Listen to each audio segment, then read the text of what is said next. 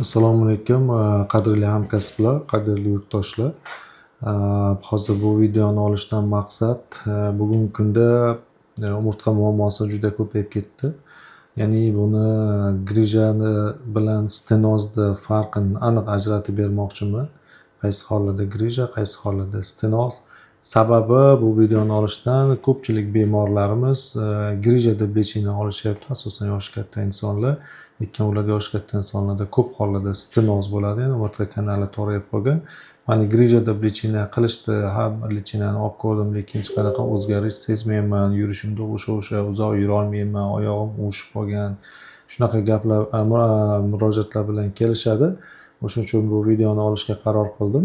Ya'ni bu mutaxassislar uchun ham, bemorlar uchun ham qachon grija bo'ladi, qachon stenoz bo'ladi, rasmda ko'rsatib tushuntirib bermoqchiman. Ya'ni bu umurtqani yon tomondan ko'rinishi. Mana bu normaldagi disk. Normaldagi disk mana ikkita suyaklar orasida baland bitta umurtqani kanali. Bu уже degeneratsiyaga uchragan disk. Degeneratsiya degani o'sha ichidagi sog' to'qimasini, pulpoz yadroni bir qismi o'lgan, shuni hisobida bu cho'kib qoladi. Bu holatda ham lekin umurtqani kanalida muammo yo'q, chunki disk hali ham tekis turibdi. Bulging disk deydi, ya'ni уже disk bo'rtib qolgan. Disk bo'rtgani hisobida mana bu foramin deydi. Foramindan nerv chiqib keladi. Nerv chiqib keladigan mana yo'lini yopgan, mana bitta nerv yo'li ochiq turibdi, bitta nerv yo'lini yopib qo'ygan. Bu holatda ham bu grija deyiladi. Bu holatda qattiq og'riq berishni boshlaydi, nervni ezib qo'ygani hisobidan. Ikkinchisi bu sekvestrli grija deydi, ya'ni sekvestrlangan grija deydi. O'zi bu kapsulani ham yirtib chiqib ketgan, ya'ni zadneprodolniy svязка deydi, uni ham yirtib tashqariga chiqib ketgan. Bu holatda asosan ostri og'riqlar berishni boshlaydi bemorlarda. Thinning disk degani bu disk уже cho'kib qolgan. Disk cho'kkan hisobida ba'zi hollarda mana nerv chiqadigan yo'lida stenoz chaqirishi mumkin, ya'ni kanal torayadi. Shuni hisobida bitta foraminalniy stenoz deydi. Ya'ni ko'plar foraminalniy stenozni ko'rmasligi mumkin. Pastda ko'rsataman. Mana bunisi ham o'sha degeneratsiyaga uchragan disk. E'tibor qilsangiz, mana bu suyak chetlari уже dag'allashdi. Bunda suyak cheti tekis turibdi, lekin bunda o'sha suyakning chetlari dag'allashni boshlagan. Bu dag'allashgan suyak mana osteofitlar sekin o'sishni boshlaydi-da, mana o'sha keyingi stepenida. E'tibor qilsangiz, mana bunaqa suyakda osteofitlar o'sishni boshlaydi. Chunki mana bu yerda nerv chiqib keladi. Mana normda nerv chiqadigan yo'li mana ochiq turibdi. Bitta o'sha nerv chiqadigan yo'lini mana bu osteofitlar yopib qo'ygan. Bunaqa holatda bu grija emas, buni foraminalniy stenoz deydi. Ko'plar bunaqa holatda grija deb lecheniya qiladi, lekin asosiy muammo mana bunaqa osteofitlarning hisobida. Bu suyak o'sib, nervni qattiq ezishni boshlaydi. Bemorlar keladi og'riq bilan, hamma joyda lecheniya oldim, lecheniya menga yordam bermayapti. Yaqinda bitta bemorni operatsiya qildim. 15-20 yildan beri muammom bor deydi. Unda ham xuddi shunaqa foraminalniy stenoz, lekin borgan mutaxassislar buni foraminalniy stenozligini bilishmagan, ko'rishmagan, muammo bunaqa deb aytishmagan, yo muammo borlari ham operatsiya qilamiz 50 degan, yo oyog'ing ishlamay qoladi degan. Bunaqa holatda yechim qanaqa? Endoskopda kirib, nerv chiqadigan yo'lini mana bunaqa qilib tiklab qo'yish kerak. Ochadigan osteofitlar olib tashlanadi. Shunda nervga bo'ladigan davleniya pasayib, nerv yo'li ochiladi. Bu bemorlarda og'riqlar ketadi, rosa xursandman. Keyingisi bitta normal disk bilan, mana normal vertebra bilan bitta stenoz ko'rsatilgan. Normadagi diskda kanalda mana kanal ochiq turibdi. Orqa tarafda bu jolt svязка deydi. Jolt svязка kichkina ingichka bo'ladi. Jolt svязка nerv o'tayotgan yo'llarini ham, orqa miyani ham hech nimani ezmaydi. Kanal stenoz bo'lganda mana bu sustav umurtqani bo'g'imi. Umurtqani bo'g'imi ko'rayotgan bo'lsangiz dag'allashib ketgan, ya'ni qalinlashadi. Qalinlashib qayerga? Kanalning ichiga qarab qalinlashadi. Yana jolt svязкani ko'rayotgan bo'lsangiz, jolt svязка ham bu yerda qalinlashib ketib, bitta likvor deydi, mana bu yerda likvor o'tish kerak, orqa miya suyuqligi bu yerda ochiq turibdi normada. Stenoz bo'lganda mana likvorda o'zi patogeni to'sib qo'ygan.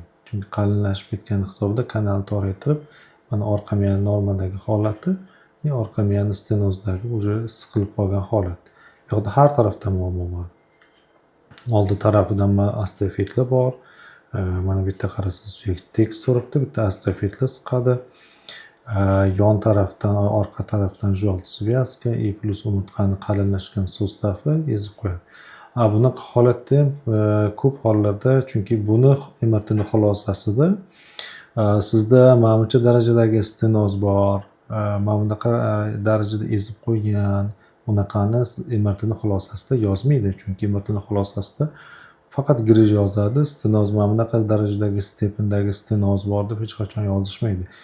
Plus MRTning xulosasiga qarab lecheniya qilish, unga qarab davolash bu o'ta noto'g'ri yo'l hisoblanadi. Chunki MRTni o'zini ko'rish kerak, qanaqa holatdaligini.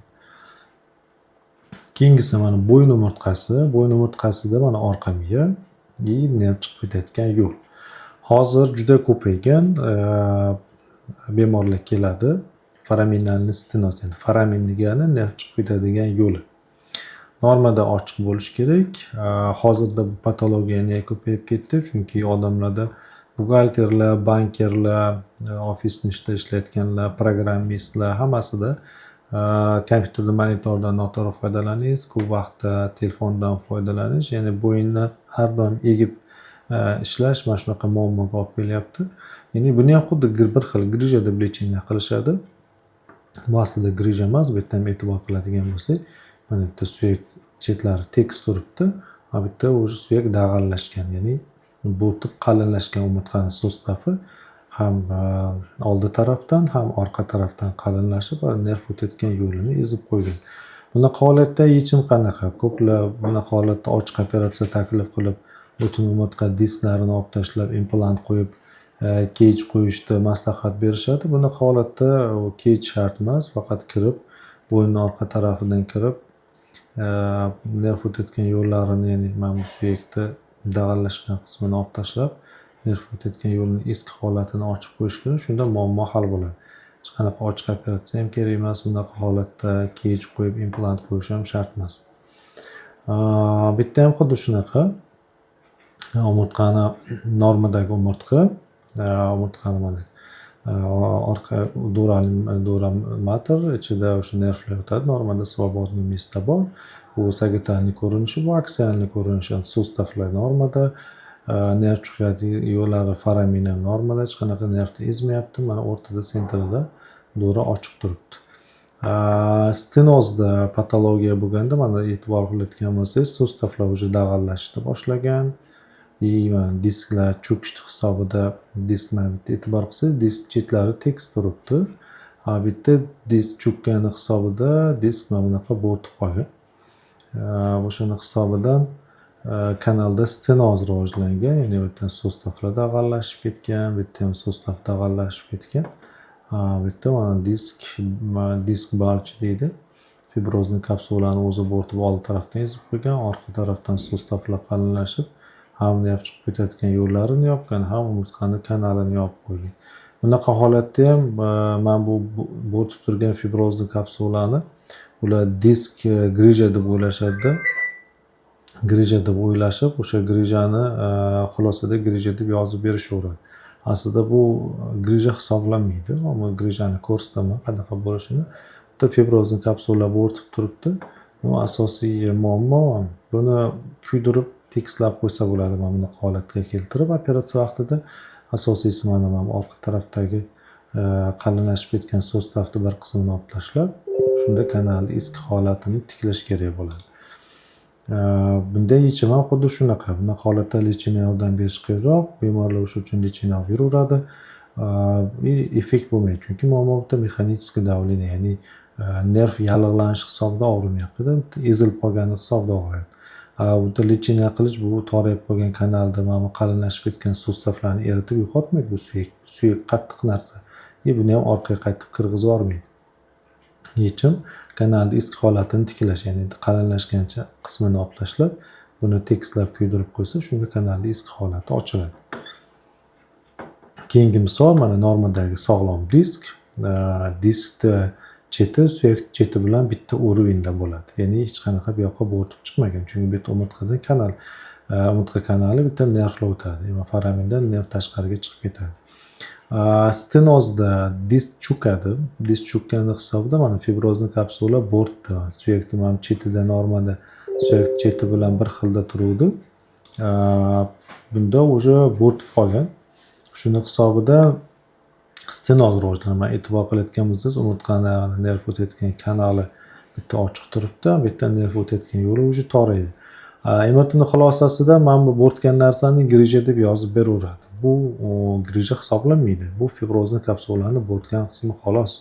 Bu grija emas. Grijani ko'rsataman. Grija degani o'sha tepada ko'rsataman uni. Yertib chiqib ketgan bo'lsa grija bo'ladi. Bu fibrozli kapsula qattiq narsa. Buni olib tashlash ham kerak emas.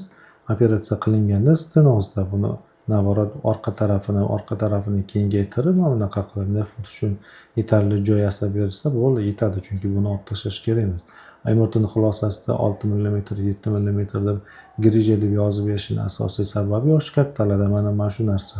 Mana shuni grija deb o'ylashadi, xulosada ham grija deb yozishadi, lichina qovurishadi, hech qanaqa effekt bo'lmaydi. MRTda ko'rinishi mana kanalni stenozi normada mana normal holat. Normada umurtqa kanali ochiq. Mana bular qora nuqtalar bilan nerv tolalari, mana bu oq suv. Suvning ichida bular svobodniy turish kerak. Mana bu svobodniy место nervlar uchun hech qanaqa nerv hech narsa ezmaydi. Ikkinchisida уже stenozning birinchi darajasi. Kanal уже e'tibor berayotgan bo'lsangiz bitta keng turibdi. Bu yerda kanal torayishni boshladi. Nervlar bitta joyda yig'ildi. Ya'ni mana bu svobodniy место degan oq suv bor joy уже bitta kam qoldi. Chunki kanal toraygani hisobda nervlar bitta joyda yig'ilishni boshlaydi. Ikkinchi darajasi stenozda bu yoqda ham nervlarni mana ko'rsak bo'ladi, aniq nuqta bor. Bu yerda уже nervlarni aniq ko'rib bo'lmaydi, chunki уже bitta joyda yig'ildi hammasi. Orqa tarafda epiduralni yog' bor. Yog'ning hisobida orqa tarafda ozroq joy bor. Уже bitta nerv o'tayotgan yo'llar hammasi yopildi. Oxirgi 3-chi darajasi o'ta og'ir darajada. Bu yoqda umuman ko'rishning imkoni yo'q nervlarni. Nerv o'tayotgan darajada mana bitta yog' to'qimasi bor edi. Bitta yog' to'qimasi ham juda kam qoldi. Bunda o'ta sever deydi, ya'ni o'ta kuchli stenoz. Bunaqa holatda bemorlar uzoq masofaga yura olmaydi odatda. Oyoqda uvishish, oyoqda og'riqlar, oyoqning kuchini kamayishi, mana shunaqa muammolar bilan kelishadi. Ya'ni bunda ham e'tibor qilsangiz, hammasida mana disk tekst turibdi. Diskda hech qanaqa grija yo'q, lekin xulosada 3 mm, 4 mm grija mana shu narsani yozishadi. 3 mm, 4 mm grija deb yozaveradi. Xulosaga qarab vrachlar lecheniya qilishaveradi, hech qanaqa effekt bo'lmaydi. Aslida muammo bitta kanalda stenoz. Ya'ni mana bunaqa ochiq bo'lish kerak bo'lgan kanal yopilib qolgan. Buni eski holatiga qaytarsa bo'ladi.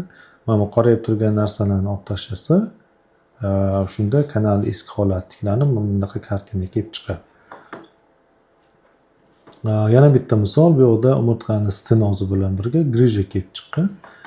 Normada mana nervlar, umurtqani kanali, bu disk, kanalda nervlar svobodniy turibdi. Mana o'ngga, chapga chiqib ketayotgan nervlar ham ochiq, hech narsa ezmayapti. Sustavlarni holati idealniy.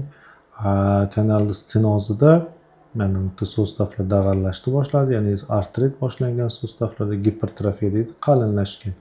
Mana o'ng tarafda qarasangiz, normada suyaklarning cheti silliq turibdi. Bu yoqda mana astafitlar o'sgan, disk fibrozli kapsula ham bo'rtgan. Bu yoqda ham xuddi shunaqa astafitlar o'sib, plus mana bunaqa grija chiqqan. Ham ikkita tarafdan ham nerv o'tayotgan yo'lini yopib qo'ygan. Ikkala holatda ham yechim qanaqa? Yechim faqat dori-darmon bilan lecheniya qilgan bilan mana bu suyak o'sib chiqqan suyak erib orqasiga qaytib ketmaydi. Uni yechimi bitta. Nerv chiqayotgan yo'lini mana bu o'sgan suyaklarni olib tashlab, plus grijani olib tashlasa, shunda kanal ochiladi. Bu yerda ham xuddi shunaqa umurtqani orqa tarafidagi mana bu qalinlashgan suyaklarni olib tashlab, fibrozli kapsulani kuydirib qo'ysa, shunda umurtqani kanali eski holatiga qaytib tiklanadi. Eng asosiy ko'p bemorlarda kuzatilayotgan grija bilan birga stenoz bo'lishi. Faqat grijani o'zini mana buni operatsiya qilib qo'yib, mana bu stenozlarni ochmasa, bu polnotseniy to'liq operatsiya bo'lmaydi, ya'ni tugallanmagan operatsiya bo'lib qoladi. bemorga rezultat berishi mumkin, unaqa zo'r rezultat bermaydi. Mana bu yerda ham xuddi shunaqa normal holatdagi disk, mana pulpozni yadro, nerv o'tadigan yo'llari ochiq, mana grija kelib chiqdi. Nerv chiqadigan yo'lini yopib qo'ygan to'liq. Bunaqa holatda faqat grija olib tashlanadi, chunki kanalda hech qanaqa stenoz yo'q. Faqat grijani o'zini olib tashlasa, bo'ldi, o'zi tugallangan operatsiya bo'ladi. Mana bu yerda ko'rsataman, sog' disk, chap oyoqqa, o'ng oyoqqa chiqadigan nervlar. Bu yoqda protruziya deydi. Fibrozning kapsulada o'sha bo'rtma paydo bo'lgan. Bunaqa holatda ham operatsiya qilinmaydi. Simptomiga qarab ba'zida qilinishi mumkin. Agar nervni ko'proq ezib qo'ysa, asosan mana grija mana bunaqa bo'lib yirtib chiqib ketdi. Shunda fibrozning kapsula o'sha yirtilgan, nervni qattiq ezib qo'ygan. Bunaqa holatda operatsiya qilish kerak. Ya'ni tushuntira oldim deb umiddaman, chunki grija bilan stenozni farqini hozir juda ko'p shug'ullanayotgan, grija bilan shug'ullanayotganlar, umurtqa bilan shug'ullanayotganda asosiy stenoz bilan grijani farqiga borishmaydi. Grija deb hammani lichina qilaverishadi.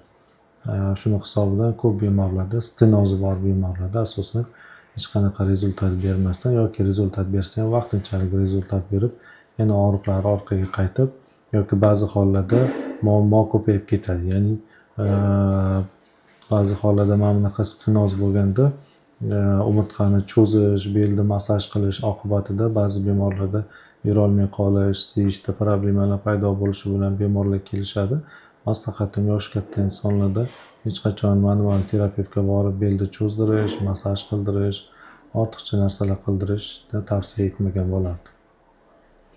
Videoda harakat qildim degan umiddaman to'liqroq ma'lumot berishga. Agar sizda ham qanaqadir takliflar bo'lsa, takliflarni bersangiz, keyingi videolarga o'shalarni olib chiqib yoritib berishga harakat qilaman.